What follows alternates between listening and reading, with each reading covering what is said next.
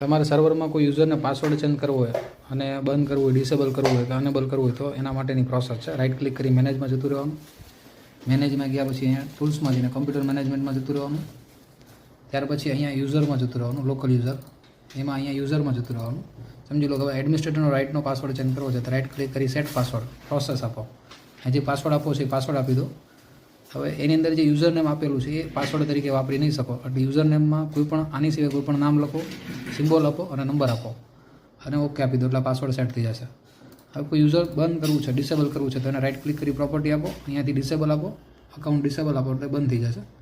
અને જો એમને એમની જાતે પાસવર્ડ ચેન્જ કરવા દેવો યુઝરને તો આ ઉપરનું આ બંને હટાવી દો, અહીંયા ઉપરનું ચેન્જ કરી લો.